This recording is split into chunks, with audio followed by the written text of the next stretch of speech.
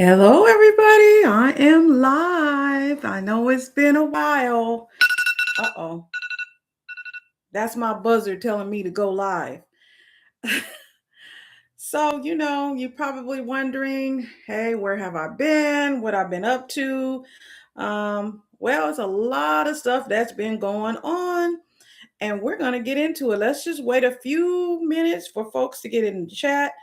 And from everybody who knows me, know I got to text my mama, tell her, Mama, I'm live. So she can get on. So give me a few seconds to do that.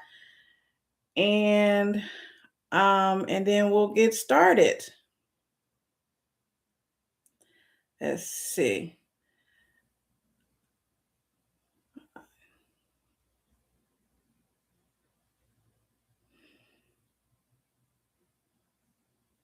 Just a few people.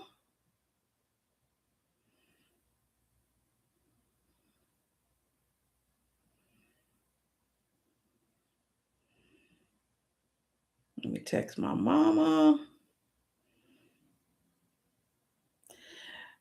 I got to do this every show, you guys. I got to tell my mom, I'm live. Every show.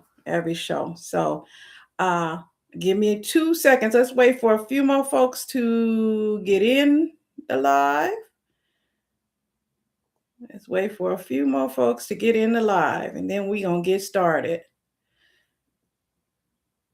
We're going to get started, and we're going to just talk about some stuff. Everybody who knows, they know how we do it, and I'll catch you up on what's been going on with me. Let me text my mama real quick. Oh yeah, you know what? And my daddy said he have a hard time getting in. He wants to watch. Let me text my dad too. Because he's like, I try to get in. He tries to do the links, and he's about to be 80. So hold on a second. Hold on a second. So I text my daddy. And let's see. That's all I got to text.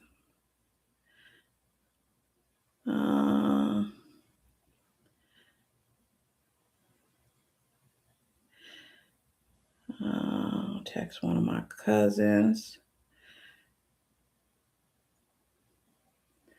Okay, so I'm gonna get started. I'm gonna go ahead and get started, and I really don't have a set thing. We just gonna talk about a few things. We just gonna talk about a few things that I've been thinking about. So let me just send this last text real quick. All right. Okay. I think I got everybody I needed to get.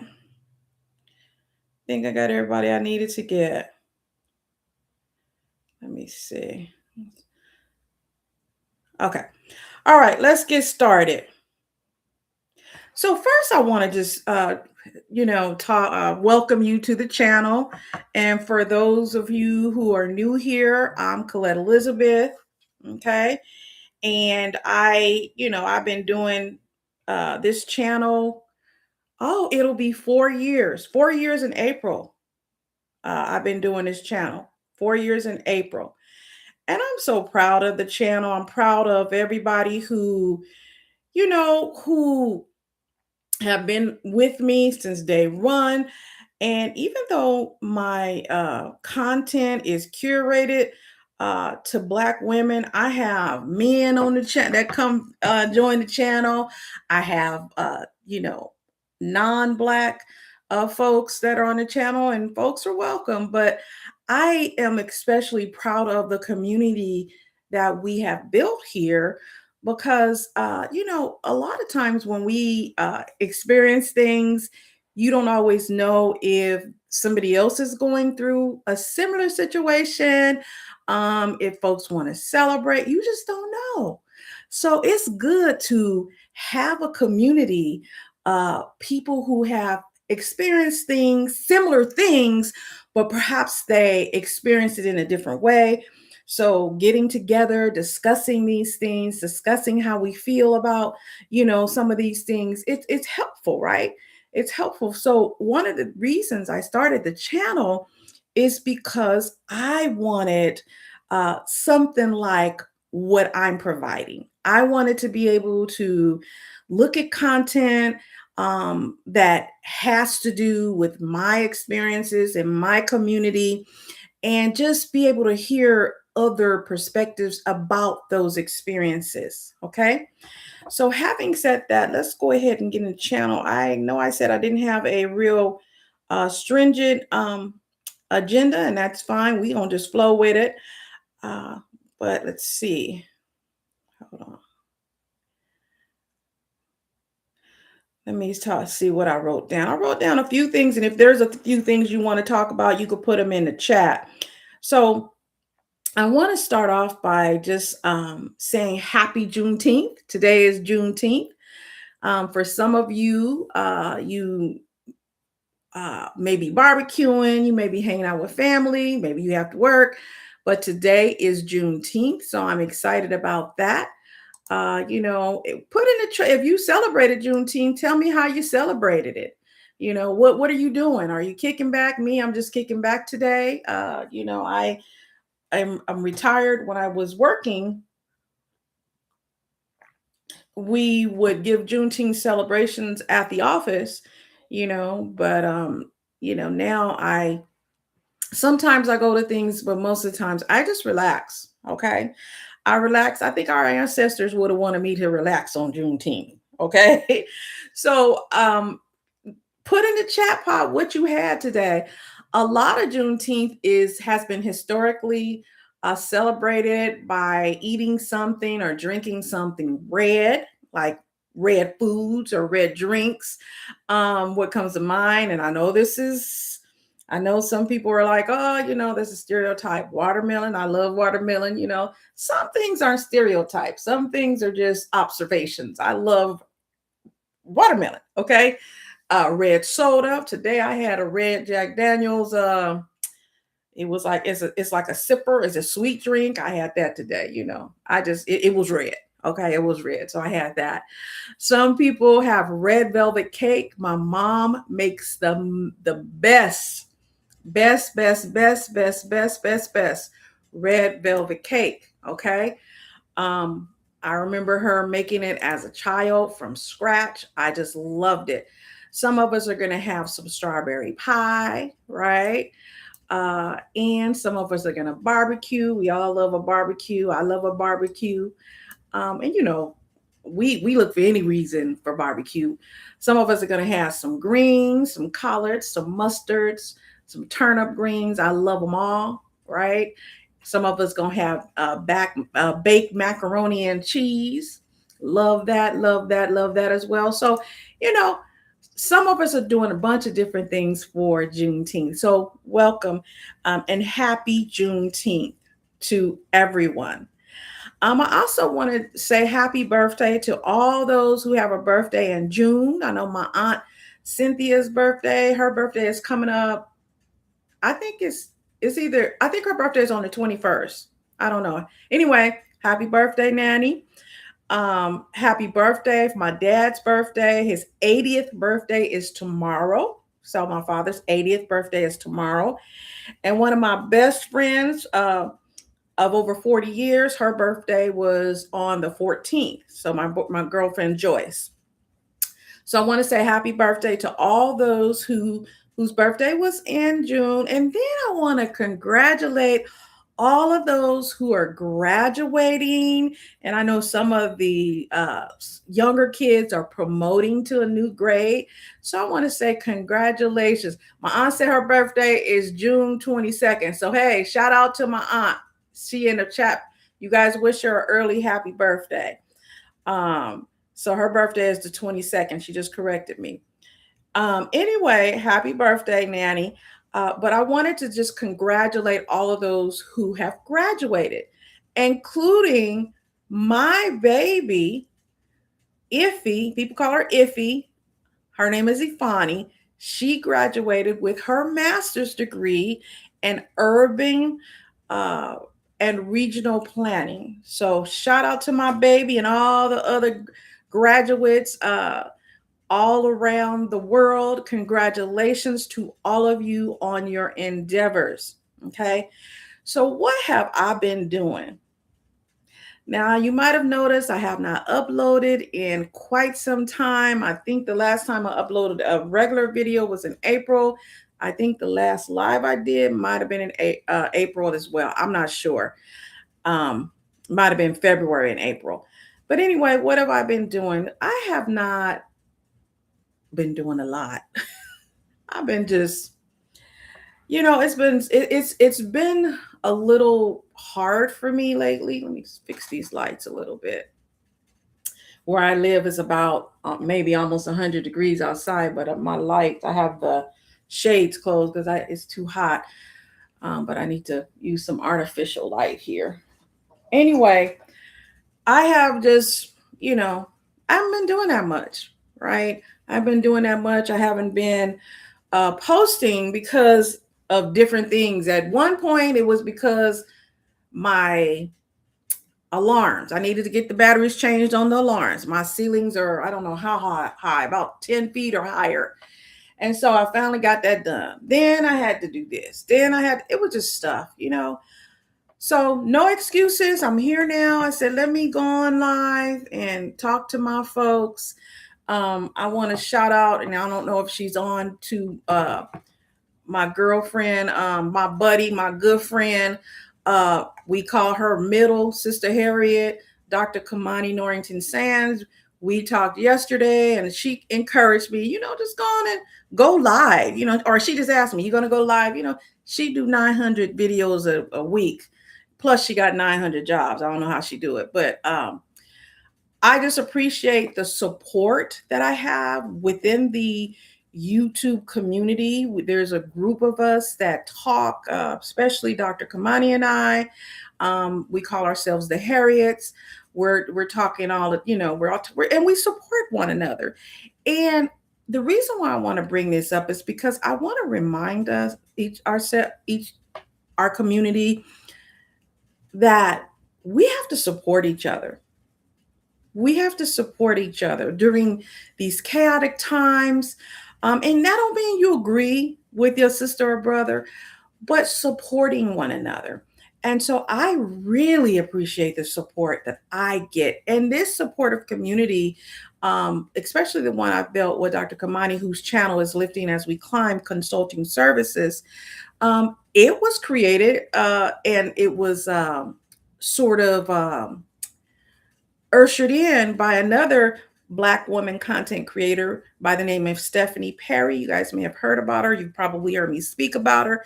So, we kind of just support one another. We watch one another's content when we can. We comment on one another's content when we can. That's important because the YouTube algorithm shares our videos and shares our content based on engagement. Right. So we help one another and we're just interested in what the other person is talking to. Right. So I just wanted to say thank you for all of those who have been supporting me over the years. I want to say hi. This might be Marissa, but I don't know. Somebody just said hi. Hi, MWP446678. How you doing? Welcome to the channel. So I'm glad you're here. And welcome to my Aunt Cynthia. We call her Nanny. She makes good beans. Okay, so that's what I've been doing. I haven't been doing a lot. I did get an opportunity to present at a online summit. Okay, I presented at an online summit. It was the Job Reparations Summit. That was co-created by Dr. Kimani Norrington-Sands and Marissa Price of Marissa Hills. I will put a link to the replays for that summit, that Job Liberation Summit. Once this video is over with and it processes, I'll go in and put the links to to those. And if you can't wait until I do that, you can go into my post, and in my post, I have the links. But I had an opportunity to do that. And that's something because I am retired.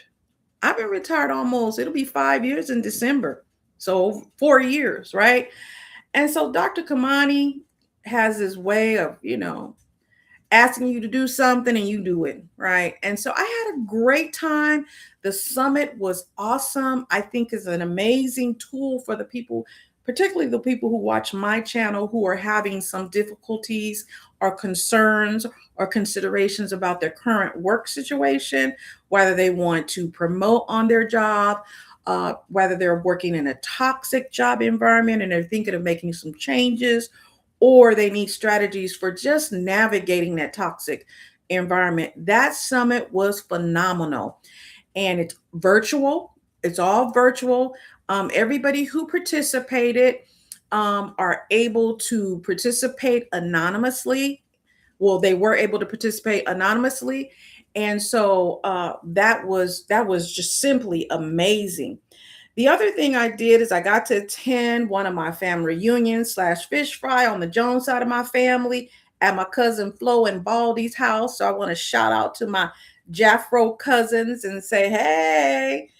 And then the other thing I did just today, and I want to share this with you because during Juneteenth, I think this is a good time to kind of look at our community and some of the things we need to heal from.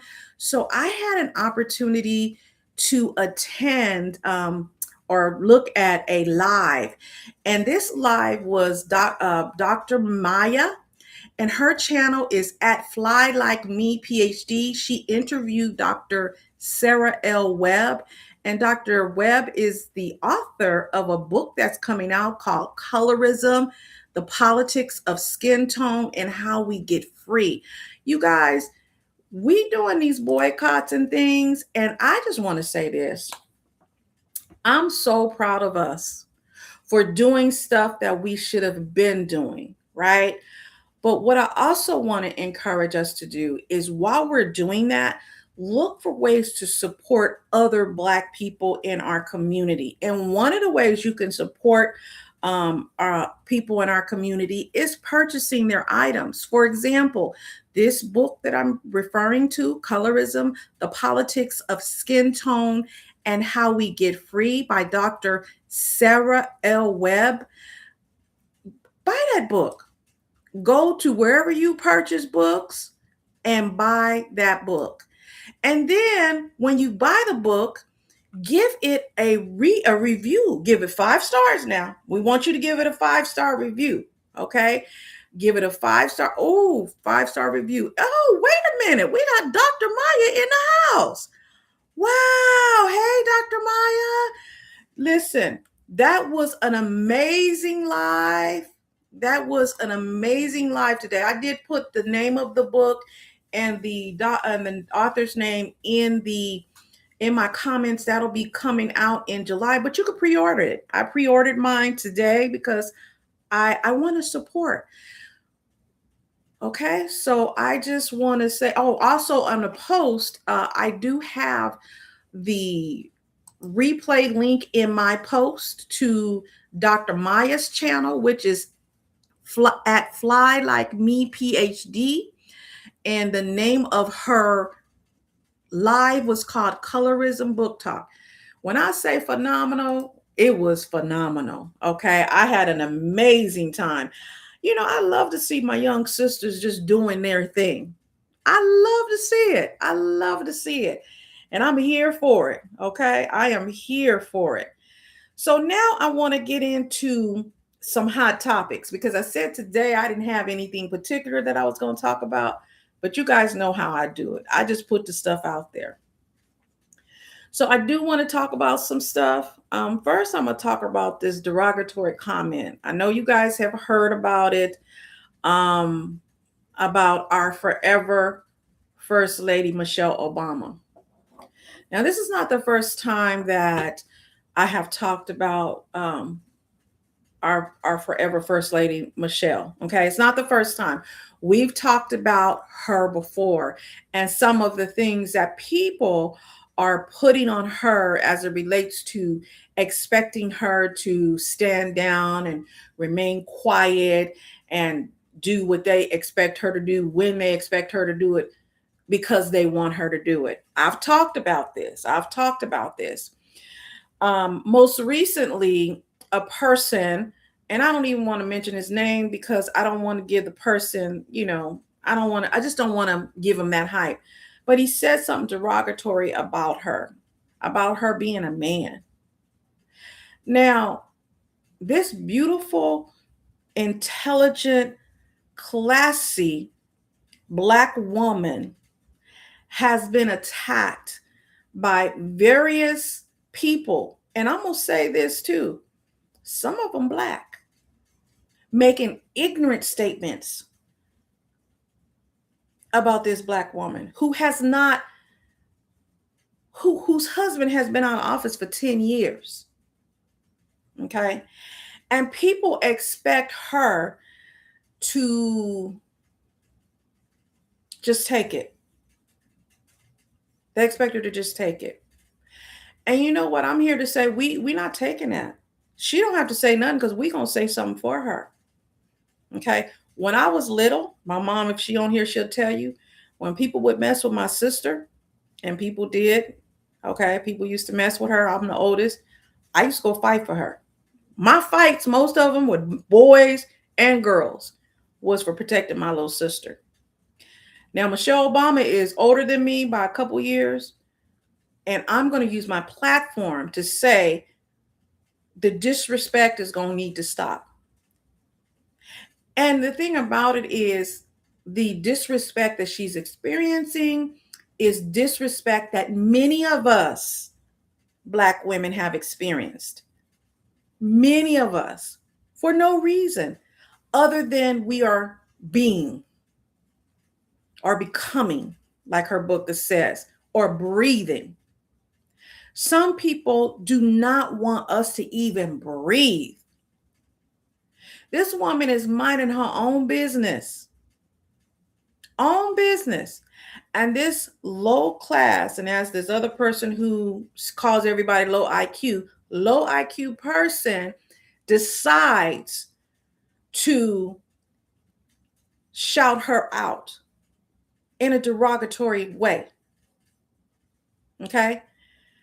And it's given to me obsessed. She's living rent free in people's minds, right? Woman never having done one thing to you. Harvard and Princeton educated. Okay. And you have individuals taking shots at her. I don't appreciate it. And I know people always say, okay, she has said when they go high, low, we go high. Well, I don't do that. People need to keep their mouths off of Michelle Obama and other Black women. Okay, they do. And I will start making more content about that. I might even have to do another channel, because, some of it can get kind of political. You could put it in the comments if you think I should keep it on this channel or make another channel. I actually have another channel that I don't talk about much. But anyway, I might do that because I'm to the point where I have pretty much checked out of most politics. But that one bothered me because I am trying to figure out, how is it that a man who appears to be a grown adult man who just finished a wrestling match, a quote unquote wrestling match, thinks it's funny, thinks it's okay to say something so derogatory and so disrespectful on the so-called 250th birthday celebration of this country here about a first lady. And I don't say former first lady because for me, she's our forever first lady. Okay. How do you say that? And what people don't understand is when they make these comments, and do these different things, it says more about them than it does that person. It really does. It really does, because one, calling her a man, that tell me you need to see my eye doctor. You need to go see him, Dr. Urzani, make an appointment. Okay, I'll do it today. You need to make an appointment, and you need to do that today, because there's nothing about that beautiful Black woman that speaks man. Okay, nothing at all. Now, what I like this time is uh, President Obama. I like how he responded. You see, because normally he's dignified, and he's demure, and he's still all those things. But I like how I'm hearing, I don't know if it's true, I haven't checked it out, that he dropped a lawsuit against this person, and that person's money got frozen until the lawsuit is settled. That's how you deal with stuff. See, hit people in the pockets, because we're not going to sit up here and continue to allow people to disrespect us and make money off of the disrespect of us. You can do it, but then whatever you make on it, you're going to have to give me 90%. I'll let you keep 10, but you're going to give me the 90. That's how we're going to have to do stuff. Speaking of the money situation, we have a situation going on with boycotts. Some people call it a boycott of Asian businesses, and I get it. Some of you were not born when we had issues before of this kind, where a store owner unalived one of our youth. I was here. It was in my 20s, and I remember it. And a lot of people think that the Rodney King, they call it the Rodney King riots. They think that started with Rodney King. It did not initially start with Rodney King. Okay. It started with with a young lady who was unalived by an Asian store owner in the 80s. Let me look her name up. I forgot her name. Okay. And she was trying to pay for an orange juice. Okay. Her name was Latasha Harlins. That happened in LA. Now, I was there in LA.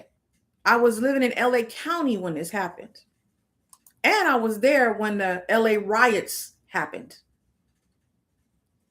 So this hit me, right? This last incident, it hit me because I was there when that happened, when all hell broke loose in Los Angeles. But let me tell you something. I think it was Dr. Maya Angelou or somebody, I can't remember who it was, who said, it might have been Oprah Winfrey, said, you got to teach people how to treat you. Okay. Now, we've been talking about this for years, about this situation between and the strain between Asian Americans and African Americans, specifically FBAs, Foundational Black Americans. We've been talking about this, but the talk seems like it's not working. So now we need to do what the old people used to say. I can show you better than I can tell you. Okay. And I am loving it. I'm going to tell you a story that just happened to me. I'm going to tell you two stories. And let me say this before I go on. I'm not talking about all Asians. So if you Asian and you watching this, don't put none in my comments about nothing about that, because I'm going to block you and delete you. Okay. We ain't talking about all Asians. The ones we talking about who have these anti-Black feelings about us, I'm talking to you guys and your mama and them. So you tell your mama and them I'm talking about y'all. Okay. Not talking to all y'all. This is the thing. And I'm going to just keep it real, because I normally do not get political on this channel, but this has to be said. People need to stop disrespecting Black Americans. Period. Okay. Now we talked about our rest period. Now we rested up. Okay. We are tired of it. I'm 60 years old and I've seen things happening, things changing. And one thing I want to say is it has not always been this way. Okay. When I was growing up, specifically the Chinese used to live in the neighborhoods that we lived in. Okay. They had stores. We had stores. They patronized our stores. We patronized their stores. Okay. And we lived together. They lived in our communities. They knew our mothers and daddies, and we knew their mamas and daddies. The only difference between us and them was one, they were Chinese, and two, and they had to go to Chinese school on Saturdays, I believe. That's it. We went to school with them. We supported their businesses. They were appreciative. When I was growing up, particularly I'm thinking of Louis Keys in our area. Mr. Louis Key hired the young black kids. Young black kids out of school knew they could go there and get a job. He supported the schools, the black schools, with flowers. And in fact, when he had a mural on the, he knew where his bread and butter came from. Okay. So this stuff that's going on now is different. This is these newer group that's came in like the 80s or something, right? So I just want to be clear.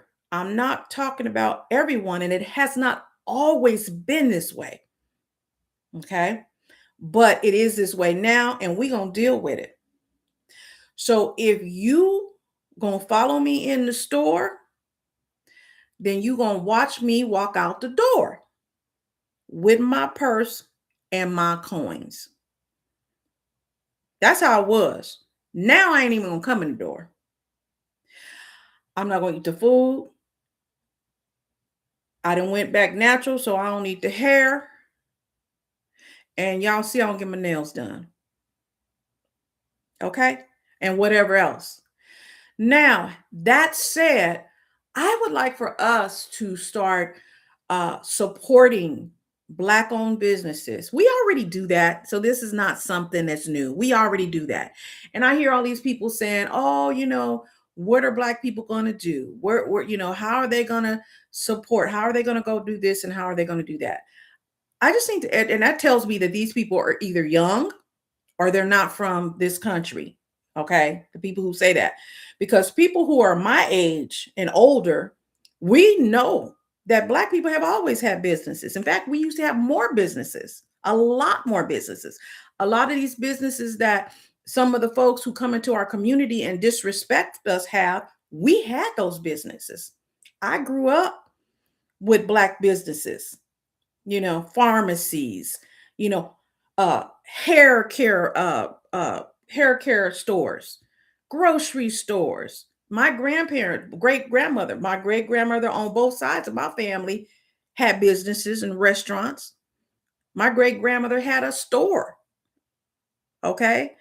So we had these things. These are not new to us. I hear people saying, well, how they're going to do this and how they're going to do that. If you don't know, talk to somebody older in your family. And if you are not from this country and don't know the history of African Americans, talk to one of your FBA friends or associates so they can educate you on the dynamic, trying to be erased history of Black people in this country. You don't have to look very far.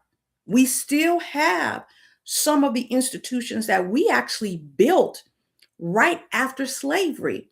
HBCUs, historically Black colleges, universities. People say, why do you need HBCUs? We needed them because even though we had the scores or whatever and had the ability and capacity, we were not allowed to go to those schools. Okay. So we are not from a people who say they won't let us in. So I guess I just won't get an education. Oh no, we didn't do that. What we did is what I said earlier. I could show you better than I can tell you. So we built historically Black colleges and universities. I won't even get into the towns that we built that were burned to the ground, many of them, some of them drowned. Where I live in the Central Valley, my family had land in this particular area of town, and a couple of my relatives lived along and owned their homes, owned the property on different streets, right? On the same street, excuse me. And as a child, I remember walking from one relative's house to the other, eating figs and things from the ground that they fell from the tree. When they decided to do redevelopment and took our family's land, eminent domain, and did not give them what the property was worth. Now that's a nice way of doing it. That's a nice way of taking the land, repurposing it, supposedly for the public good. Before that happened, they built a new freeway through the dead middle of our neighborhoods, Black middle class neighborhoods, at the guise of improvement, right? Highway systems. And if you look at the history, the highway and freeway systems, a lot of them went through thriving Black communities.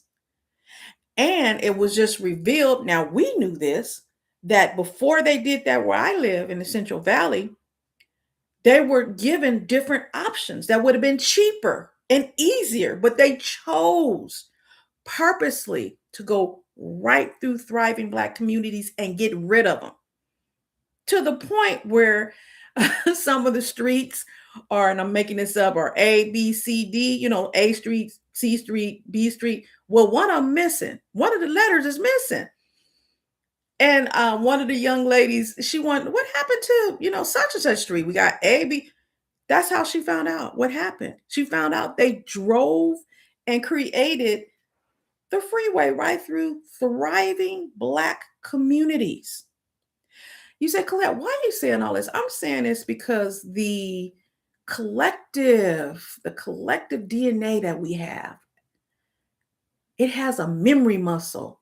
It just needs to be woken up, right? A collective memory muscle that will remind us that we've done this before. We built for this stuff, right? We are some of the most resilient people in the world, to the point where people from all over the world have been benefiting from the things that we have done. And we have graciously shared, right, some of the benefits that we have received because of our hard work. What's that old saying? Tides rises all boats, right? That's true. What I'm saying now is, you know what? We've been focusing out here. Let's focus in here. Let's focus in here. Okay.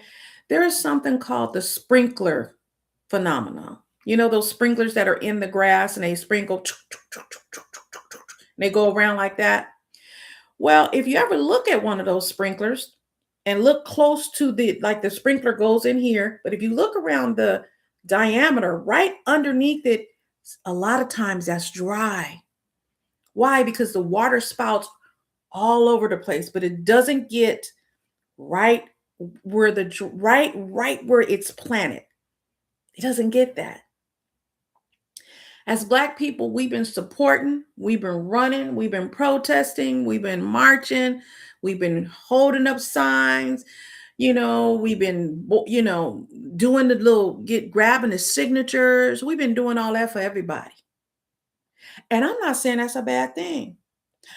But what I'm saying, it's time for us to focus on that dry ground under the sprinkler system. We need to focus on that and unapologetically do it.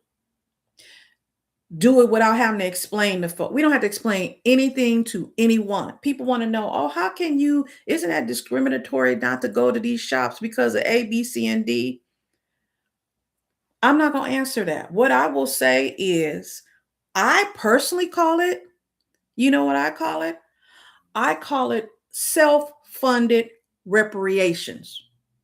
we self-funding our reparations because we taking our money and we doing what Dr. Claude Anderson, what the Elijah Muhammad uh, wanted us to do, what MLK, Dr.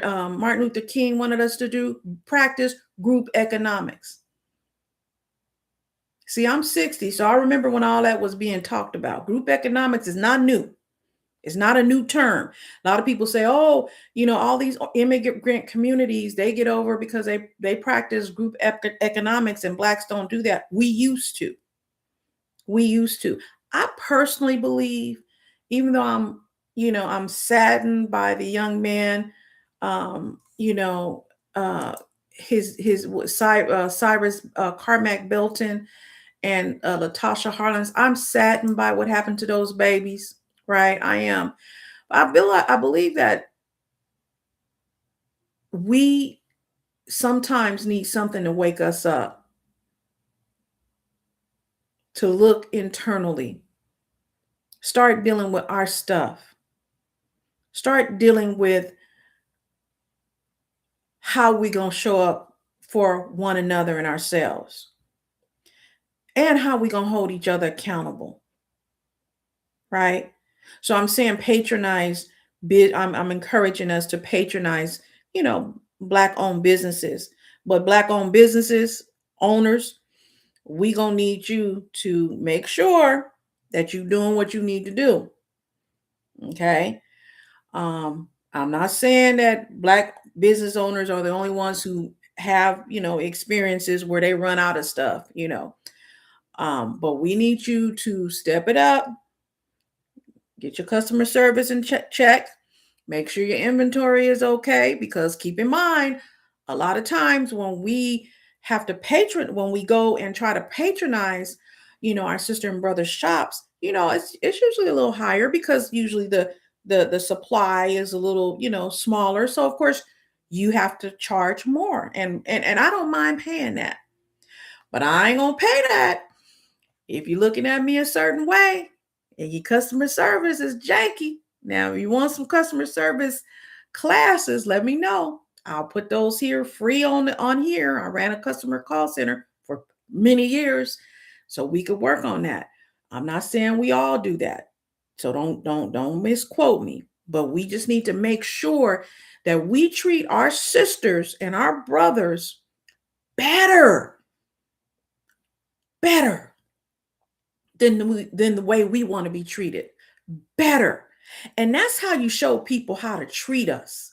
Because what a lot of people see is they see you mistreating one another, see us mistreating one another, so they think they can do it. We need to shut all that down. See, we need to shut all that down. We need to treat one another better than we want to be treated. And that don't mean we all gonna agree. We gonna disagree on some stuff, and we do that. When I was growing up, we called that closed door. That was something we said we don't talk about that in mixed company. We get behind the door, say what we got to say, okay, do what we got to do, but then when we come out, we are united front. I got you. You don't have to worry about not being able to pay your rent because you can't sell your products. I'm gonna tell 3 of my people about your business, and I'm gonna tell them to tell 3 of those people. But you gotta show up and you gotta show out. Okay. Thank you, Nanny, for the love offering. You gotta show up and show out. Okay, for yourself and for each other. And that don't mean we got to be friends and go out to tea together, right? But this is what I'm saying.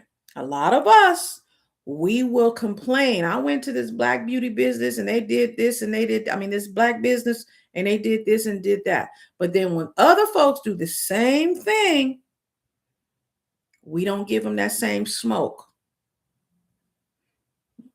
Okay? So let's just do better. Let's love each other. This is a time to build our self-funded reparations. Black people, we have always took lemons and turned it into lemon meringue pie, lemon cookies, lemon cake, okay? Whatever lemon stuff you want, lemon to clean your refrigerator, to clean your stove. We know how to make that lemon work, right? Lemonade. We know how to do all the stuff when we get lemons. And what I'm saying is, this is an opportunity for us to reflect collectively. How can we start rebuilding and repairing our legacy for our generations? When I was on Dr. Maya's live, listening to Dr. Maya's live, she said something that I really loved. I think she said something like, and Dr. Maya, if you're still here, correct me if I'm wrong. She said something about, what type of ancestor do you want to be?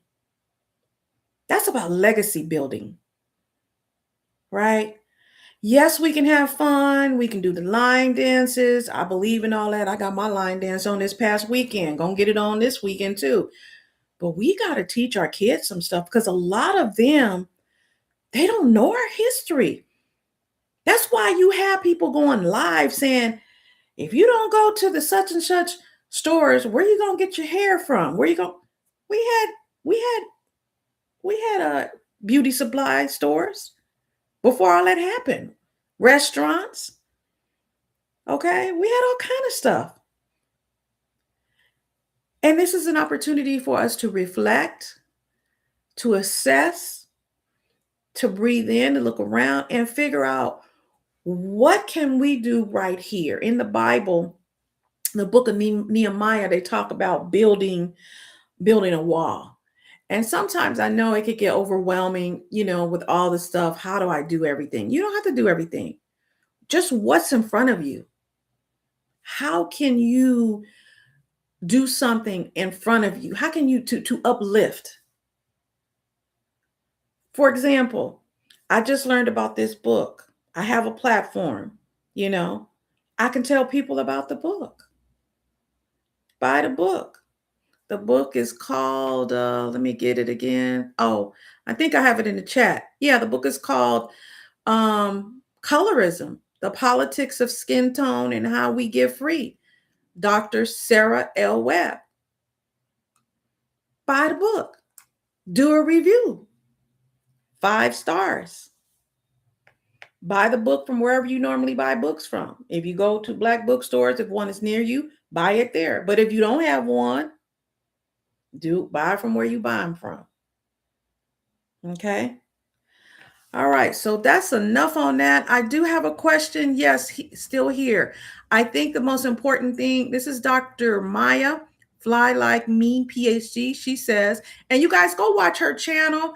I'll try to put a link to her channel. It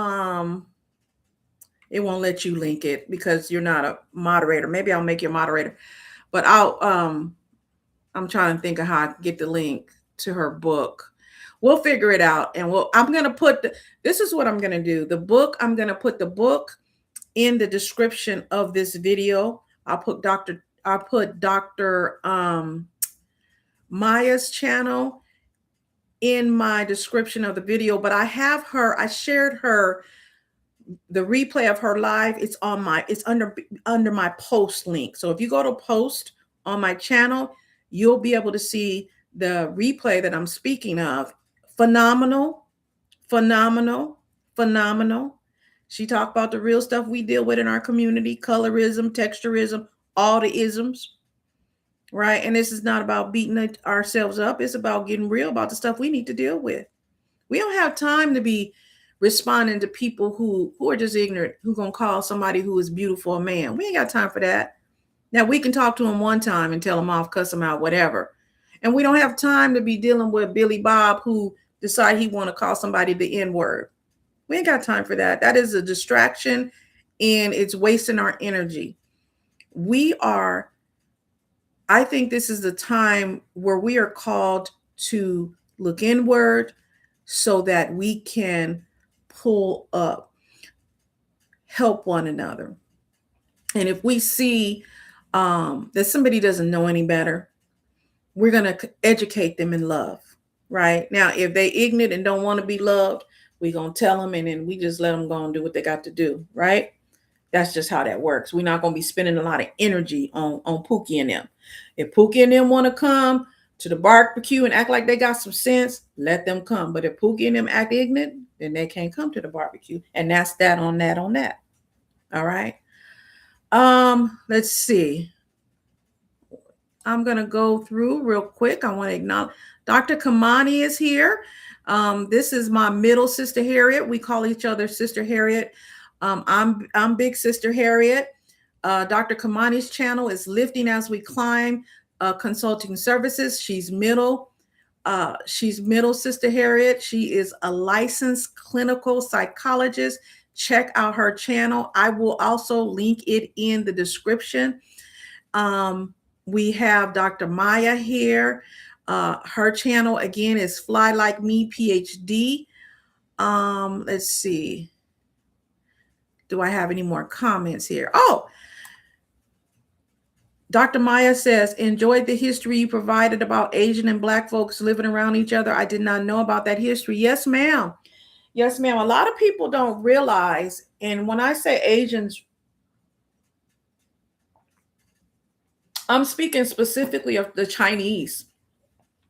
The Chinese were brought to this country and treated like trash. Okay. They were next to a lot of Black people building these railroads, and they were pretty much enslaved. Okay.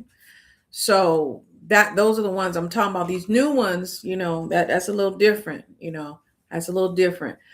But let's see what else I want to talk about. You guys, if you have any questions for me, go ahead and put them in the chat. Let me look and see what else I wrote down.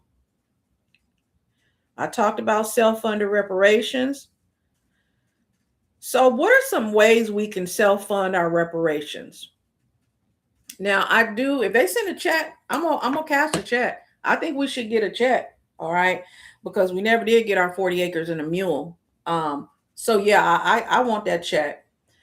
But what we have to understand is that most of America that do not look like us, and some of the ones who look like us, they don't want us to have reparations. I live in California, okay, one of the most liberal states in the nation. And our Governor Gavin Newsom, vetoed reparations for Californians. Okay. That's a Democrat. Now, I'm neither Democrat or Republican. I am a registered independent. I've been a registered independent for 40 years, actually 42 years, because I'm 60 and going to stay that way. Why? Because I know we don't have no political friends. See, one group say what they got to say, get in bed with us, treat us like a side chick when they get into public office. The other one don't even trip with us. So we have to think outside of the box, right? And we have to think of ways that we can make things right for us within the framework that exists, okay? As well as thinking of making certain paradigm shifts. Stop expecting people to understand that they being racist. Stop. They know. I had somebody, how can, people, we teach people to stop being racist. Just tell them you need to just stop being racist. See, I ain't going to spend a whole bunch of time on that kind of stuff. I'm 60. I'm tired of that. I worked in a very racist, a very toxic workplace with other people of color, a term I never use. I don't consider myself a person of color. I am Black. I'm American. I'm foundational American. I showed you guys my birth certificate, the last live. It says Negro. Okay. Saying all that to say, I don't know, we change our names sometime. We went from Negro to Black to Afro-Americans to different things, right? So, but I'm definitely never going to call myself a POC. No, I'm not going to do that. I'm not going to do that. So some of the ways we can self-fund our reparations is open businesses and hire people from our community. And you might say, I can't open a business. you have a talent, you have a skill, and that's even if you're working. Open businesses. When I was growing up, the Black people always had, and we didn't call it a side hustle, but my grandmother, for example, was a nurse, but she owned homes. Okay. Eventually, she got sick, got cancer, and was not able to work as a nurse anymore. Okay. So that money came in, handy, right? My grandfather was a not electrical engineer, irrigational engineer, right? So they had, you know what I mean? They always had something going on. That's my grandfather on my mom's side. On my dad's side, my grandfather, he had his own business. He had a janitorial service. Okay. And he was also an elder, a pastor, a minister, in addition to other things, right? So we've always had ways to make money. There's a scripture in the Bible where one of the widow women, she was concerned that she had no money. And, she said, I owe all this money and I have, I need help. So she was talking to the prophet Elisha. And Elijah said, well, what do you have in your house? She said, I don't have anything in my house, just some oil and a piece of bread. After we eat that, we gonna die. He said, get what you have, bring the oil here. The point is, what do you have in your house? What do you have in your house? Everybody in here has a talent, a skill, ability. What do you have? I this is, I created this gratitude journal. I have 4 of them on Amazon, right? For people to write what they're grateful for. So why did I come up with this? Because I needed a gratitude journal. I needed a gratitude journal. So I created one. And this one says, just grateful, a gratitude journal for Black women. I'm coming out with some more. Okay. But I needed a gratitude journal. What do you need? If you need it, somebody else need it. What's that old saying? Necessity is the what is that? Is the mother of invention or something like that. That's true. So while I love degrees, my daughter, the baby just graduated with her master's. The oldest one just got accepted into an Ivy for her PhD, right? I love degrees. I have several degrees. We still need to know how to make money. Now, some people make money with their degrees, but we still need to be able to go out in that marketplace, to be able to pivot, to earn resources and revenues. And when we're doing that and we're able to support our community by hiring folks, we're like for my journal, right? I want to be able to hire somebody that look like me, right? To do the editing and the graphic design, right? That's what I want to be able to do. Dr. Kimani is great at that. I admire what she does. What Dr. Kimani do, and I'm telling all your business, Harriet, what she does is she will, before she do something, she'll try to find a Black person that do it, a Black person that sell it. In fact, you guys, on her channel, she's a affiliate for a company that sells Black clothes. Kimani, you can put that link in there if you want, but I love that about her. I love that about her. She from Chicago. I was born in the Bay Area. I was raised in Central Valley, but I was born we lived in Oakland. I was born in Berkeley, which the hospital was in Berkeley, but we lived in Oakland. So I'm accustomed to being around us doing stuff. I'm just accustomed to that.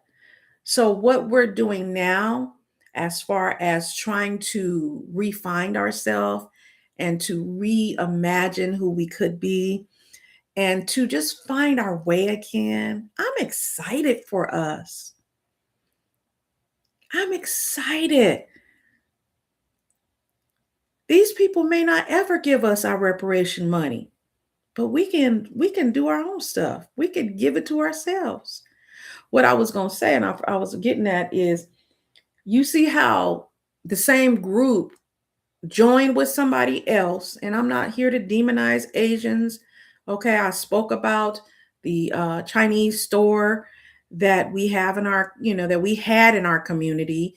They grew up with my mom and them. In fact, my aunt married one of their nephews. Okay, and I got a half Asian first cousin. Okay, he half Chinese. So, and I don't like to say that because that's like saying I got a black best friend. But I'm just trying to give you an idea. I'm not trying to demonize Asians, because not all Asians feel the way some of these people feel. Okay, in fact, a lot of them don't. But people need to be taught.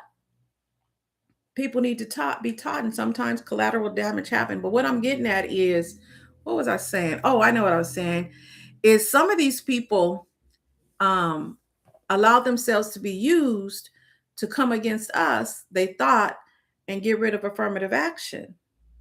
Because one of the ways that they felt that they were being held out of some of these schools was that we, who supposedly scored lower on the scores, were taking their spots. And we tried to tell them, listen, we're not taking your spots. You need to look at the legacy kids who can't really get in with scores. They got in because their mama, their daddy, their auntie, their uncle went there, gave money. And they don't look like me, and they don't look like you, person who's bringing this up. They know what they look like. And sure enough, we told them the only thing that's going to happen if our numbers go down, they're just going to give it to the legacy students. And do you know that's what happened? Our numbers went down just a little bit. Theirs didn't go up, but the legacy students did. But you know what I like about Black people? We did a reverse Uno on everybody. And now they say the HBCUs, the enrollment is out of this world. Out of this world. HBCUs. I love it. See, we love when people double dog dare us, because what we do, we show up and we show out all the time. So we can do this. All right. Any comments or questions? Let me see. I got that out. Y'all said she just jumping around. Yeah, I am. I had some stuff on my chest. Let me see. I'm gonna leave that the business things alone right now. I want to talk a little bit about the superwoman and the cape and all that. You guys, I need to remind us that we, as Black women, we don't have to be superwoman. Okay. And I've said this before. We don't have to be superwoman. Okay. People expect us to do and be everything everywhere all the time. Okay. We do that. And we try to help everybody. We do. And I'm not saying that we should stop helping people. I'm not saying that. But what I'm saying is that we have to start helping ourselves. There's a concept called withering. And withering is, and Dr. Kimani, I'm gonna have to get her on the channel, and maybe Dr. Maya and a few others, because those people got the background. But it is a condition. It is a result of living in a chronic fight or flight state, living in chronic stress. And they have done studies to show how withering impacts us physically and emotionally, even spiritually. It causes us to age. It causes our cortisol levels to increase. It causes us to, we start having all the things, maybe chest pains, chronic diseases, uh, can be elevated, the risk of chronic diseases such as hypertension, such as diabetes, obesity, just different things, right? That stress can be a major contributor to. So when we're dealing with these microaggressions, with being singled out, with being belittled, with being treated as less than, right? The body takes count. The body takes count. You may say, well, what does all this have to do with everything else we was talking about? What it has to do with that is when we start to be introspective and reflective and take and be mindful and intentional about how we care for ourselves. We set an example for our younger sisters and brothers, even older ones, on how and give them permission that they can do the same. Some of us have been running on a hamster wheel for so long. We don't know any other way. When I retired in December of 2021, it took me an entire year to unplug my mind. An entire year. I didn't know what was happening. I'm not a therapist or psychologist. All I know is I felt like, I had a couple of things going on. One, I had retired from a toxic job, right? And two, I was being re-empty nested because remember that the people had to come back home during COVID. So my girls had come back home from college and then they left again. And then around that same time, I retired. So, I'm going from running somewhere all the time, you know, to having all this free time and feeling guilty about having this free time. And then eventually I had to um that's okay, mom. My mom, that's my mom, Wealthy saying she's sorry she lost track of time. You've been on the YouTube on somebody else's channel, mama. You should have been on my channel. Good evening, Sonia. But thank you, mama, for coming. I love you. Anyway, she gonna call me after we get off this live. But anyway, I I felt tired and I didn't know why. All I did for 1 year, and this was not in my intent, is just what happened. For 1 year, I ate and I napped on my couch downstairs for 1 year. I lost about 30 something pounds. All my numbers went down. And I didn't know what was going on. But I believe what was happening is because I was able to stop and stand still and just be, my body was re-healing itself from the withering. Do you see what I'm saying? And that's what we need to be doing right now. Why we are trying to build our group economics and rebuild our communities, and support one another, we need to be taking care of ourselves. Okay? We need to be taking care of ourselves. Whether that means, like for me, drinking water, trying to get my walk on. I haven't been doing that. Okay? I haven't been doing none of that. I've been doing everything I ain't supposed to do lately. And I might do everything I ain't supposed to do for one more week and then I'll get it right. But anyway, just trying to do better about taking care of ourselves, our families, and our communities, and be unapologetic about it to where we don't explain why I'm doing this, why I'm doing that. That we are, intentional, right? About rebuilding relationships with one another in our community. And I don't mean you hate everybody. Well, no, I'm not saying that, because we not this is not about hating anybody. This is not about disliking anybody. Just because we are looking in and taking care of ourselves does not mean we dislike other people. Now we are going to show folks how to treat us. That's going to be, and if they don't know how to treat us, we just going to leave them alone, because you can't force people to do certain things, but you can put up boundaries to where folks don't have access. They don't have the privilege of having access to your presence. That's how I see everything. If folks got my pressure going up, I limit their access to me. I limit their access to the privilege of being in my proximity. Okay. All right. So that's all I really wanted to talk about.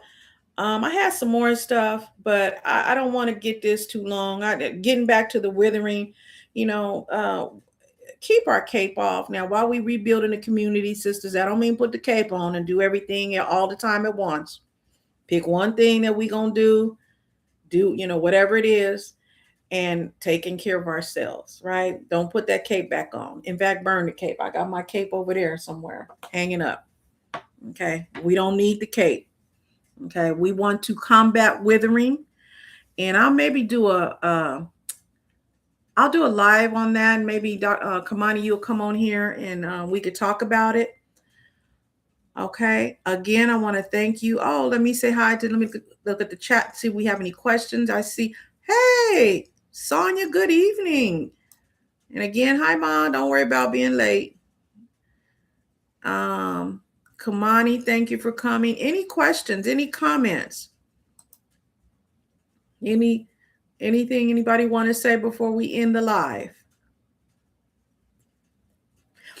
Again, I would encourage you to check out Dr. Maya's channel.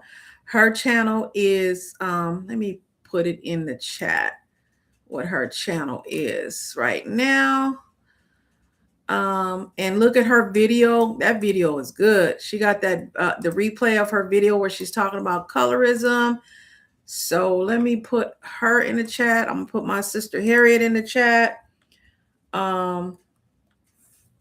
Okay, so that's Dr. Maya's channel. Let me see, Dr. Maya's channel. And let me put Kimani's channel. Hers is, you guys know that's my girl, Lifting as We Climb, consulting services.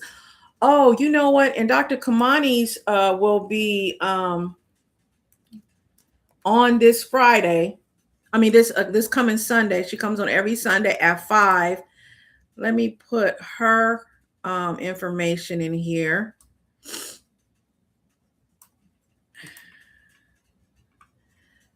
This week she'll be talking about, let's see, this Sunday. What are we talking about this Sunday? Dr. Kimani, what you talking about this Sunday? This Sunday, she's talking about we are taught to work twice as hard. Nobody tells you what happens when you work in a toxic environment. Now, she be talking about some stuff. Let me share that. Let me share. What I'll do is you guys can go to her channel. Let me put the link to that. Anybody else got a channel they want me to share? Here's the link to Dr. Kimani's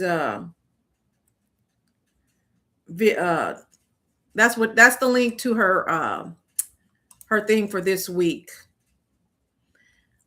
We are taught to work twice as hard.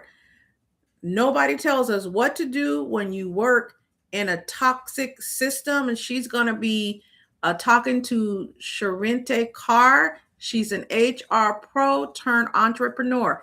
See, that's what I'm talking about.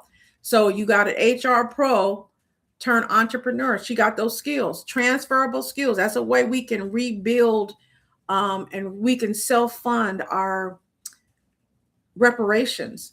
I remember, I'm so blessed. My mom always had something going on the side. Okay. Always had, sorry about that. She always had something she was selling. I remember she sold fashion 222. And this is while she was working. I remember my mom, you know, always having business ideas. I remember my aunt. My aunt is a designer. I remember I used to be in fashion shows that she used to give. So they were always using their talents and skills, right? We all have them. We all have them. And that's a way that we can self fund our reparations, right? Um, is using our talents and skills. While you're on the job, learn skills. Practice intrapreneurship. Okay, intrapreneurship is when you're not working for yourself. Okay, you're not working for yourself right now, but you can take the skills that you are learning right now and let that job pay for your training for when you go on your own. For example, what I'm doing now, okay? I've been training, I was a training manager. I trained managers to train. That's one of my jobs. I'm able to take that skill now.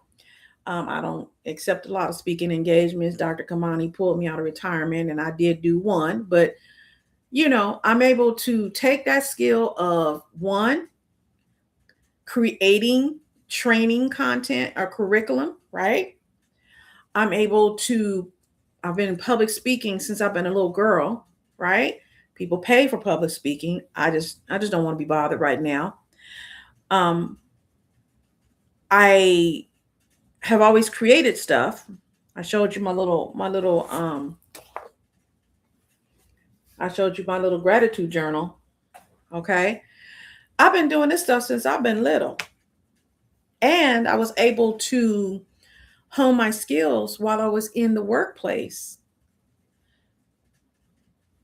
I was able to get paid. They were able to pay. They paid me to get better at what my talents and my abilities were. Do that. If you're not working for yourself right now, what you do, if they offering you some classes and they're going to pay for them, take those classes. Tie it to your position. That's how they'll pay for it. Tied to the position. For example, you want to say your goal is to become a high paying public speaker. Ask your employer to use some of their training funds to send you to presentation class, and you just tie that into your job. Oh, I want to give meetings better. I want to facilitate meetings better. You tie it in there. Put it on your performance appraisals or your development plans. Let them pay for your entrepreneur, right? Ship journey. Okay. Let's say you want to be a graphic designer, something like that. Ask them can I take some graphic designer classes and tie it into your job? I want to help with the marketing of this and that. I want to do this and hey, use your job as a way to build your skills so that when you open up your own business, it don't have to be a big business. It could be you could be a solopreneur, whatever. That's a way, right, of building your legacy, number one, right? Self-funding your reparations, number two. Why? Because the reparations for the community. Why? Because eventually, once you blow up or if you're effective in your business and you want to expand, you'll be able to hire folks. That money can go into our community. Does that make sense? That's how group economics works. The money is recycled in the community. And now community is not just the neighborhood. Our communities can be global, they can be virtual, they can be whatever. But we're supporting one another. That's the beauty about being online, about living now, because we have history. We already have the blueprint of how to be successful We have the blueprint of how to, leverage our spending power, our trillions of dollars of spending power to get the results that we want and deserve politically and socially. We already have the blueprint of that. We don't need to. We don't need to do that. We don't need to rebuild it. See, our folks had to build it. We don't have to build it. All we got to do is tweak it a little. That's all we got to do. We just got to tweak it for this century. Do you know? You guys know I get off track. Do you know my kid just told me that I wasn't born in this century? Did you know if you were born in 19 something, you were born in a different century? I didn't know that. My daughter told me I was Black history. That's what my youngest one called me. Anyway, I digress. I digress. That just was something to me. I was born in a different century. If you were born 19, whatever, that's a different century. But anyway, all right. So I'm going to end this live. Any questions, any comments? Let's see. Please protect yourself. Please don't let yourself get stressed out by some of the shenanigans that some of these folks are playing. Somebody call you an N-word. It's not worth going to jail about that. I know I'm not talking to people who would go to jail. I probably would have at one point in my life. I'm too old for that now. I got called a black, what, probably a couple of months ago. It's like, okay, I'm whatever, just go ahead and drive on and we all good, So I've been called some names. I've been given some fingers, and the people are peopling. They upset. One question I have for folks is you have everything you want politically in every way. What you angry about? What are you upset about? And what I like about us is we dealing with the same stuff folks is dealing with, but we not crying about it.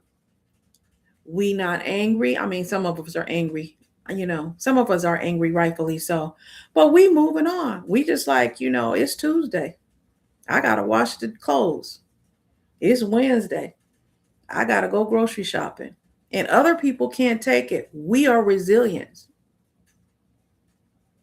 Oh, I don't need you to moderate. Kimani, you good? You don't have to apologize. Girl, you try. You going to one of your 900 jobs? She probably going to one of her 900 jobs. You don't have to moderate. Somebody said facts. Why are we still so angry? No, not we. Facts. Why are they still so angry? I don't know. I don't know why they're angry. They angry because this is what it is and what people don't get. We live rent-free in their minds 24/7. So when you have a group of people who have gone around the entire, see, we're going to be on here for a minute because I'm going to talk about this. When you have a group of people who have gone around the entire world and convinced everybody that they are nothing, they are beneath them.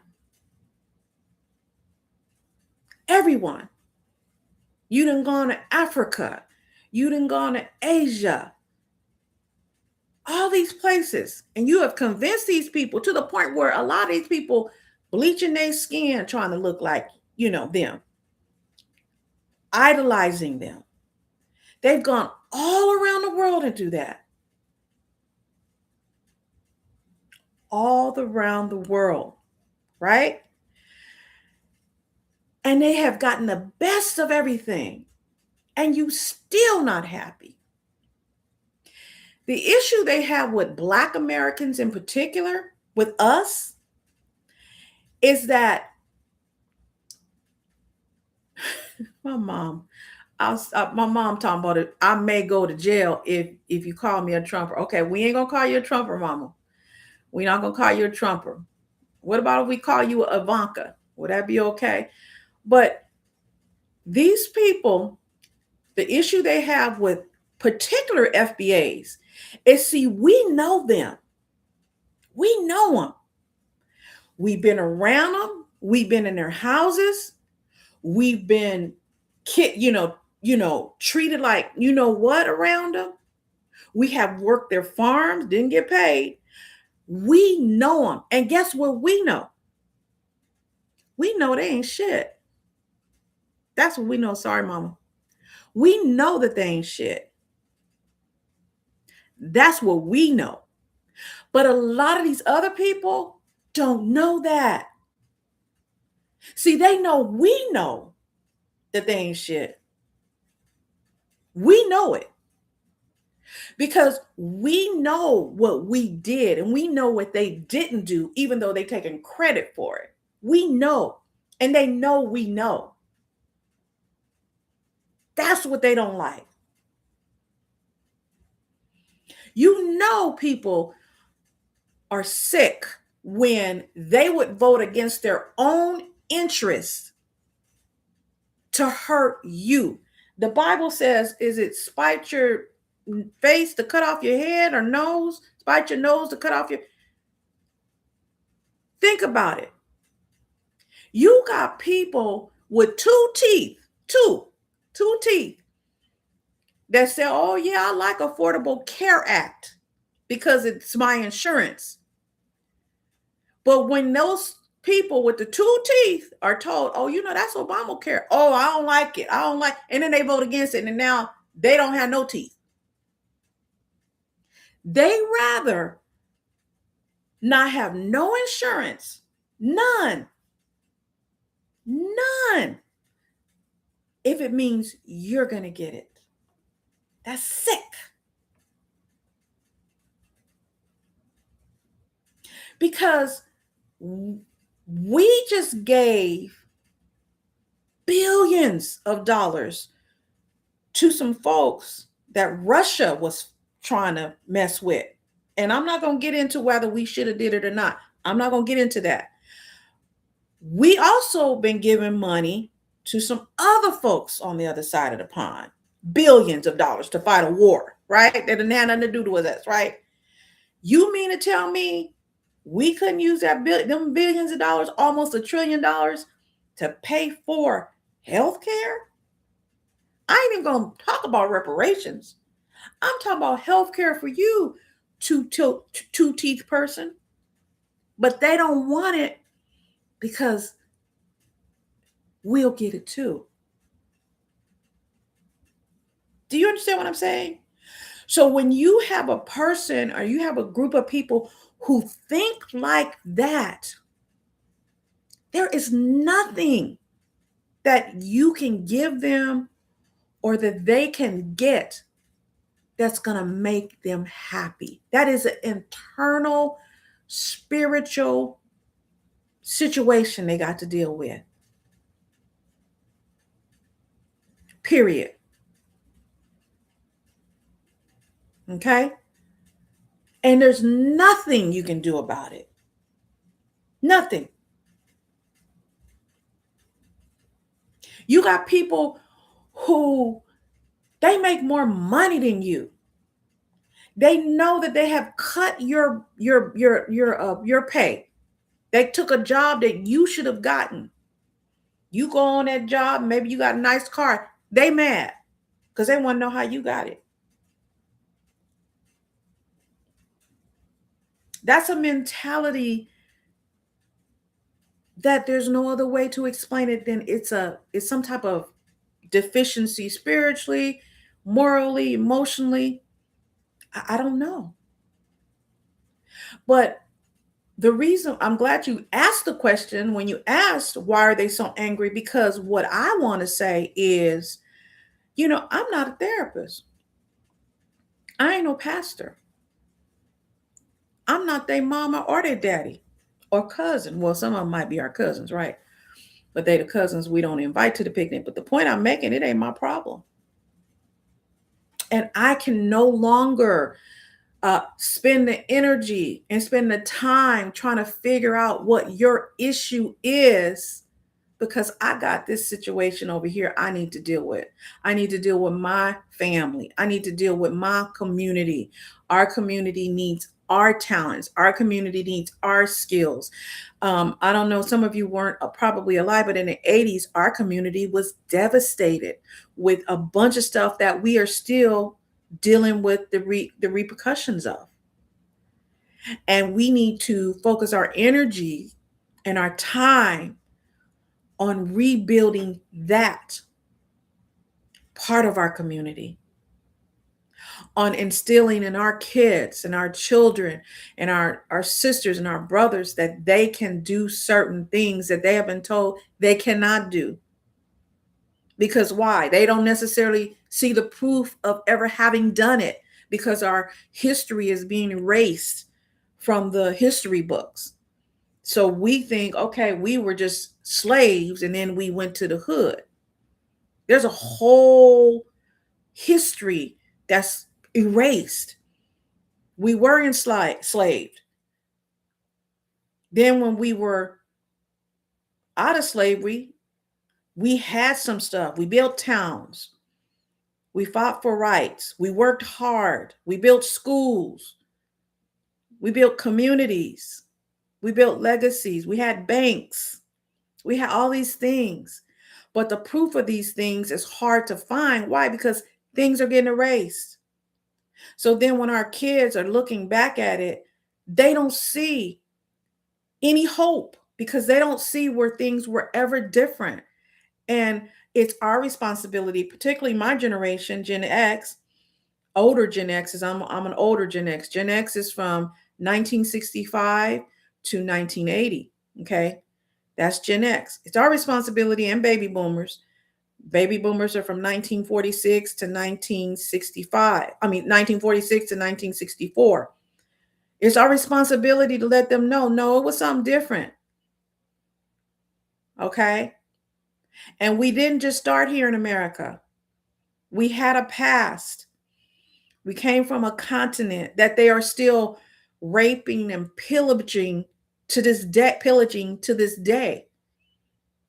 And many of the conditions that were created in our mother continent still exist, right?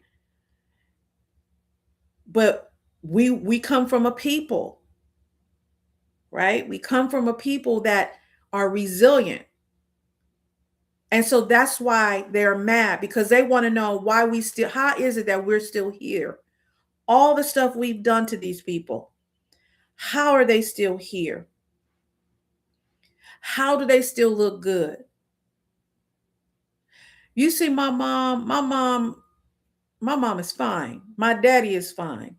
And I already know I'm fine. I'm 60. I ain't gonna even trip, right?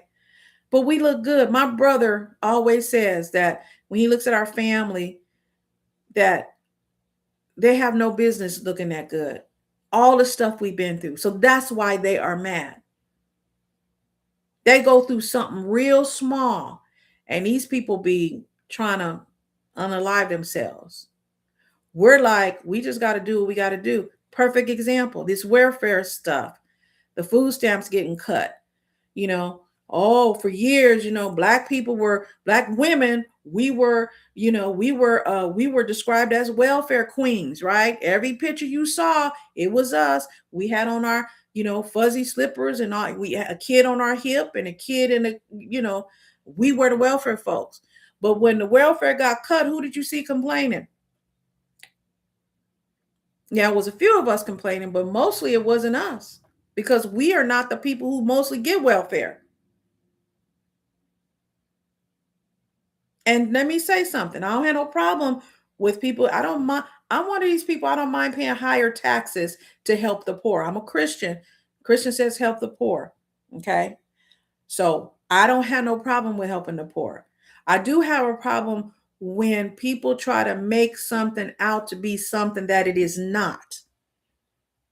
I am not the people who on welfare. Most of the people who on welfare do not look like me. They don't. That's just the truth. Now they can get into the per capita. They always want to do per capita when it comes to stuff like that. Let's talk about the real numbers. Okay. The people who get Food stamps don't look like me. Most of them. I mean, they do, but you know what I mean. Most of them don't look like me. The people who get Section 8, most of them don't look like me. And they know that so those are the people who were upset. We're like, it's Tuesday, or I'm going to have to move in with my mom. That's another thing. These changes are forcing us to go back to how we used to be, intergenerational households where we supported one another, where you didn't have to spend. I used to have to spend a third of my salary on childcare. You didn't have to do that. Why? Because there was somebody there to help you with the children. You were able to buy homes and buy property and land. Why? Because you pulled the money together as a family unit. Some people think that didn't happen in America for Black people. It did. That's what we used to do. And that's why some of these things, it's just causing us to go back to our roots, the stuff we know to do, right? The stuff we were taught to do. And we just got to teach it to the other folks who don't know. Let's see. I have another comment. And anybody, you guys, I don't know how long I'm gonna be on here because now these people got comments in here and they get me all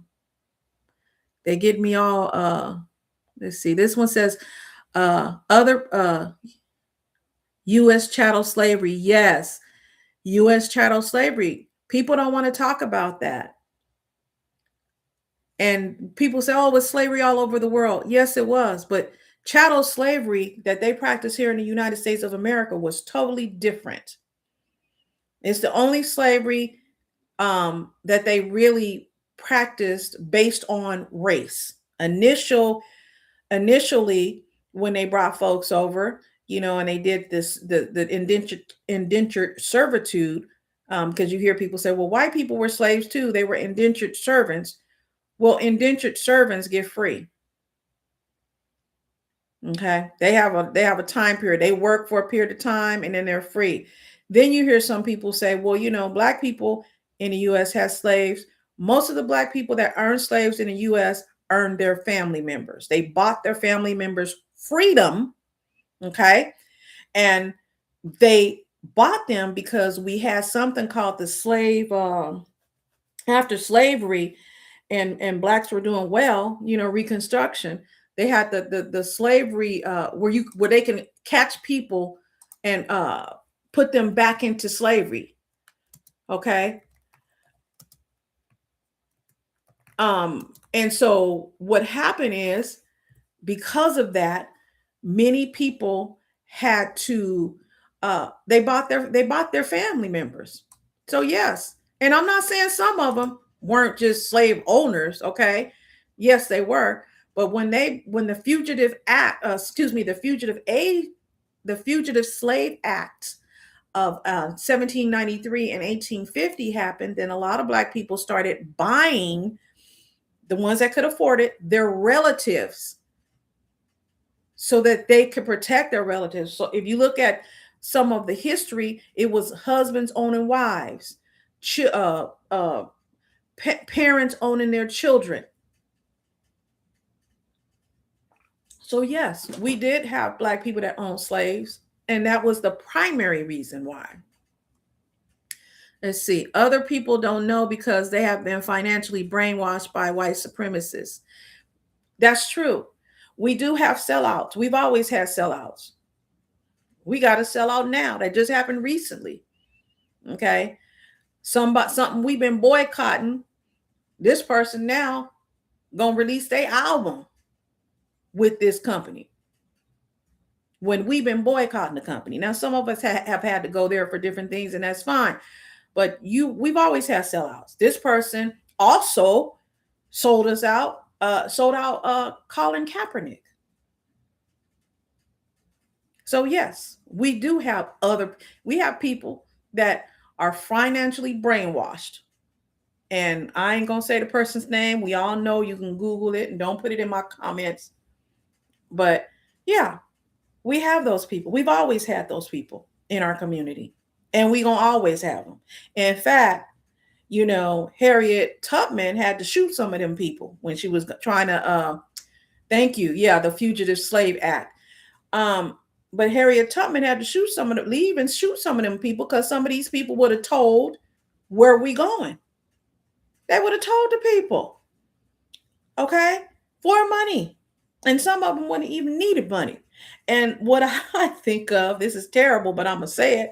I think that some of these people that do that now, they the descendants of them people that would have sold out Harriet Tubman.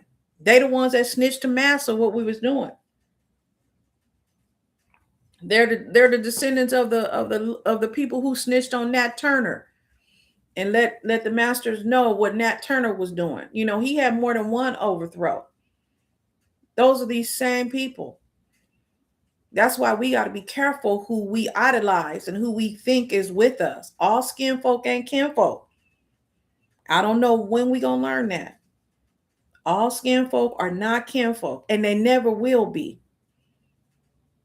And so I know it's hard, but we got to kick some people to the curb. Love them from a distance.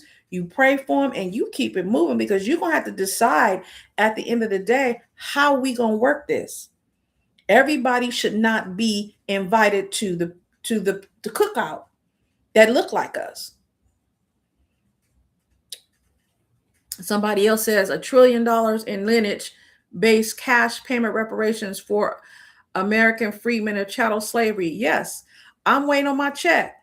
I'm gonna wait on my check. But while I'm waiting on my check, I encourage us to self-fund our reparations by opening up our businesses and doing what we need to do. Somebody says, Philip Scott said, President Trump, please go ahead and cut government spending on poor people because a majority of us are not on welfare programs. I think I might have heard him say that. I'm not sure though.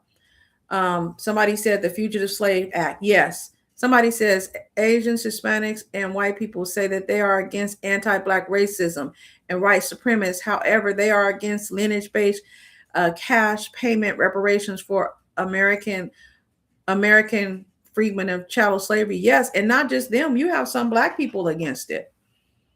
And I'm talking about Black people from this country who are against it, not just them. And honestly, I think people can have their opinion, and I don't have a problem with it, because people see things differently. But my whole thing is, okay, you don't think we should have it, but don't get in our way and don't stop us from having it. If you don't want us to have, don't get in our way. You know what I mean? That's my whole thing. Don't get in my way. Let me get my money. If you don't want me to have, and these same people do not disagree with giving money to all these other different causes. That's my only issue, is the hypocrisy of it all. I don't like that. We have a bunch of different groups of people who have gotten reparations. I remember they gave reparations to the Japanese. They gave reparations to other groups, I remember that, and nobody said anything. And I'm not saying that the Japanese didn't deserve reparations. They did. In fact, where I live, they have one of the largest Japanese internment camps. They took them people's property and all that stuff. Those people should have been repaid for that. I think we should be repaid for the stuff that happened to us too. When I say other people, I'm talking about Asians, Hispanics, and other immigrants. I agree. When I say, okay, other people, oh yeah, no, I agree. And he says other people who have been financially brainwashed by white supremacists. Yes. What people don't understand, and again, when I say Asians, Hispanics, and other immigrants, I'm not talking about all, because not all Asians feel that way, not all Hispanics feel that way, and not all immigrants feel that way. So don't try to take no clips and all that stuff and say that that's what I said, because I don't even believe that. Enough people in those groups and within our own group feel that way, though. So we do need to talk about it. As it relates to white supremacy, what a lot of people don't realize is that white supremacy could not operate without the help of non-whites. Okay? It couldn't. It would not even be, it couldn't even be effective. because you always need somebody to dangle some carrots in front of so that those people can see themselves separate from the people that's being focused on. So, the enemy of my enemy is my friend. Okay. And then you have the whole concept of proximity to whiteness. There's so many of us that have the desire to have a proximity to whiteness. And that was a part of some of the successful and effective strategies that global white supremacy has that has been their gift to the world. Okay, if you can call it a gift, that has been their gift to the world to tell other groups, if they ingratiate themselves into this system, that you could be a special one, you could be different, right? That's why you have the hierarchy, right? Because people are always, not all people, but many people are always looking to see in the hierarchy, where do I fall? Do I fall up? Do I fall here? Do I fall there? Where do I fall? What most people will tell you is they just don't want to be at the bottom. And not only that, they don't want to be seen as being sympathetic to those who are at the bottom. That's why caste systems, for example, in India, can exist, because you have people who are in these specific castes, and it's so cold they can't even marry outside their caste. Their caste, caste, determines, where they work, who they marry, where they live. It determines their future, right? So then when you have people in that are considered to be in a lower caste, and you have people in a higher caste, nobody wants to be at the bottom.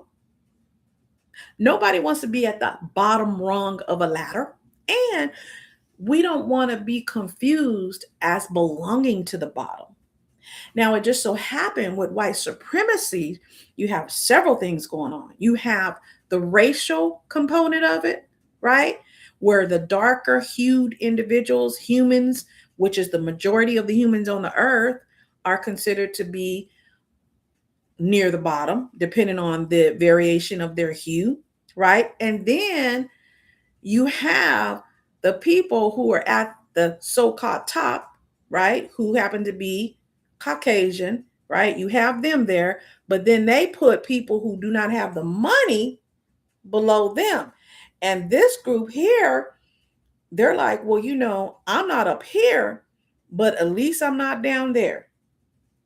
And so as long as they feel like, this is them, they feel like as long as they are not at the bottom and they're near white proximity, even though they may be white, that's why you'll hear them say, I'm white and I don't have privilege because I don't have money.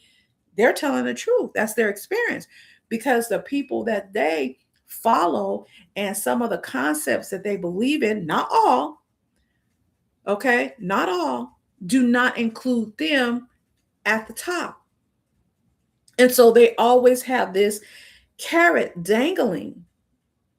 They always have a carrot dangling where they're trying to reach it, and they're trying to reach it, and they're trying to reach it, and they're trying to reach it. And they don't realize they will never get there.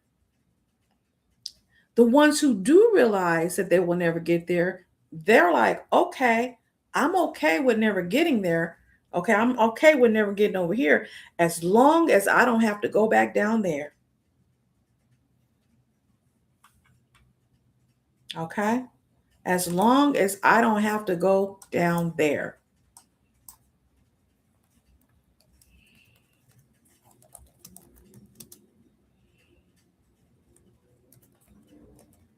Okay, any comments, questions?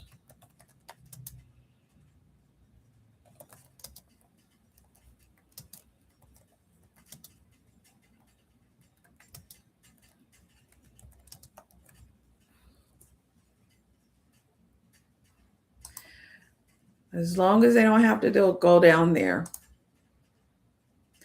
There was a president, President Lyndon Johnson. he's attributed as saying, I forgot how that quote went. He said, something like, if you can convince the lowest white man he's better than the best colored man, he won't notice you're picking his pockets. Hell, if you give him somebody to look down on, he'll empty his pockets for you. And that's how some people think. That's the whole concept of white supremacists. And though Lyndon B. Johnson was talking about white people, that applies to everybody. If people feel that they have somebody they can look down on, that's how you get people voting against their own interests. Okay. All right. So I'm going to end this. Y'all got me in some stuff I wasn't going to get in.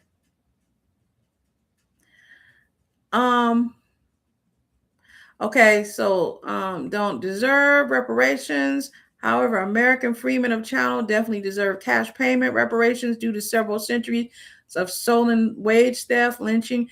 Yes, I agree that freedmen do, are foundational Black Americans, Afro Americans. My birth certificate says Negro. We do deserve reparations. And one of the things I won't say is I won't say other groups do not deserve reparations, because I know that a lot of people have been harmed, right? But what I will say is that that I feel like we are not responsible for securing other people's reparations. And I don't want us to be guilt tripped or shamed into feeling like we have to be inclusive or speak for everybody else. We've been doing that for years and it has not benefited us. We have not gotten a return on our investment. I think that I remember I was talking to this lady I was working with, Caucasian lady. I really liked her. She liked me. And we were talking about something I was sharing, and we were talking about, my daughter, one of my daughters, she helped, she helped work on some stuff on reparations, actually, for California. She's actually, they wrote an article about her in a group. And we were talking about that. And she said, maybe I should request reparations for my sons, because my sons are Native American. Their dad is Native American. She said, we should get reparations too. And I said, yeah, you guys should do the research on that and start doing what needs to happen to make that happen. So yes, I do believe other groups deserve, may deserve it, but I think that they have to work for, what it is. I don't want our stuff to be conflated. Okay. Because Black people have done enough. Okay. We've done enough. We still got more stuff that we need to do, but we've done enough for everybody. And I don't think that we should hurt people, and I don't think we should stop people from doing what they need to do. I don't believe that. I even think in some cases we should support folks. That's just my own personal belief. Okay. But I really would like us to focus our intentions, our energies on getting us better, healthier, and healed so we can move forward. You know what I mean? So that's just my own personal belief. Somebody says, I have been advocating for lineage-based cash payment reparations for American freemen of chattel slavery since 2023. Thank you. That's about the time my daughter started working on the articles and things and doing some of the research for the California Reparations Project. Let's see. Somebody says, great topics and good feedback, very insightful and informative. Yes. I think that this has been very informative. I have really enjoyed this live. If there's any other topics you guys want to talk about, go ahead and bring them up in the chat. Otherwise, I'm going to go ahead and move forward. I just want to say that I want to encourage our community to continue moving forward with whatever your heart tells you is the right thing to do to support this new phase in our collective history and legacy making. Okay.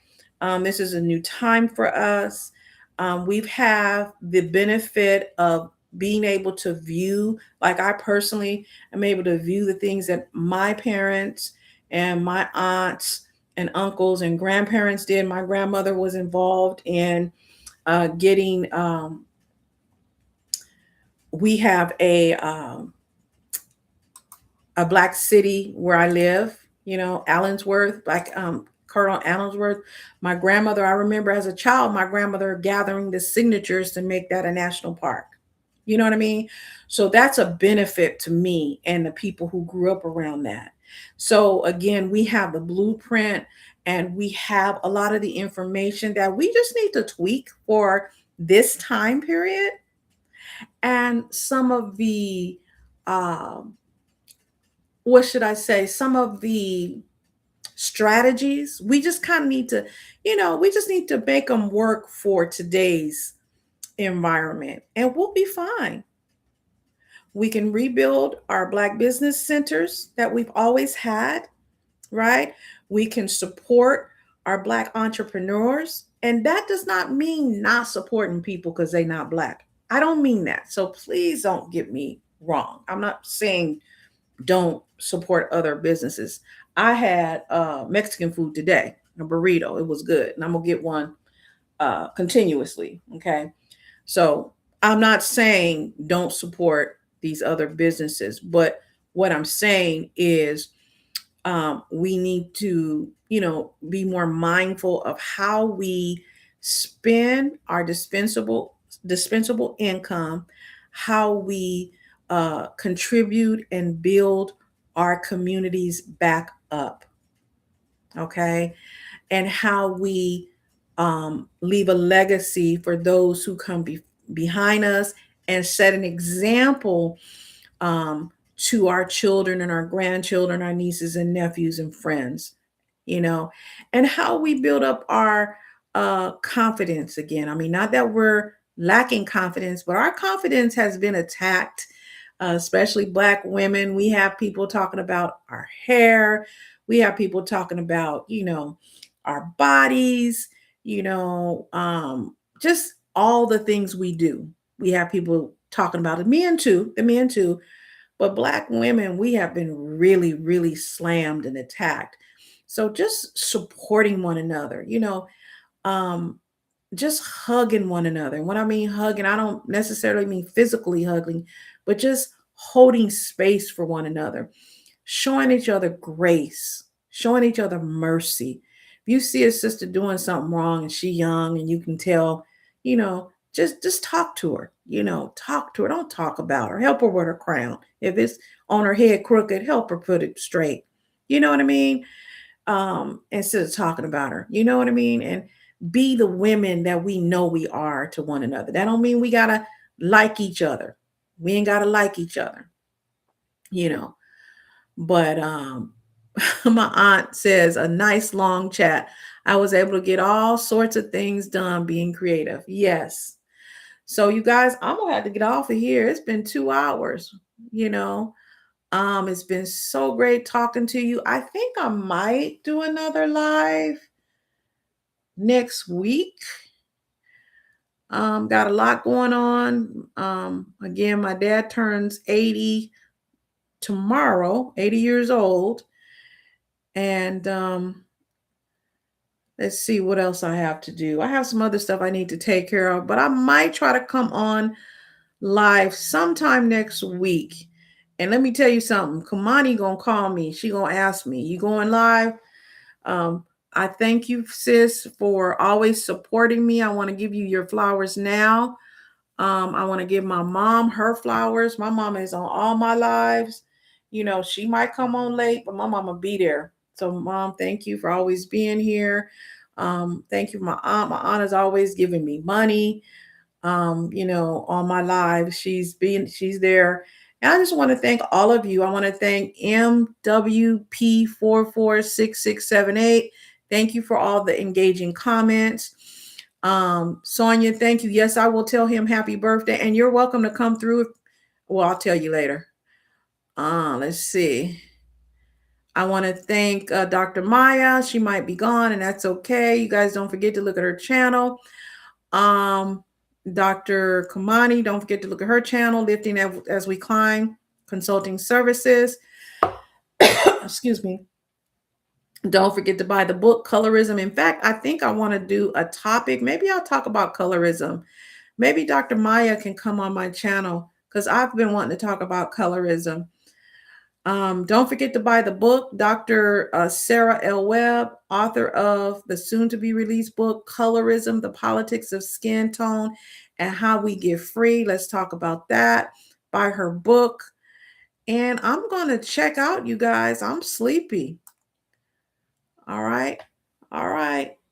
I love you guys. Thank you so much. I didn't talk my lipstick off. Thank you so much for joining me. Unless anybody have any questions, I'm going to go ahead and sign off. Bye. Now I got to figure out how to sign off.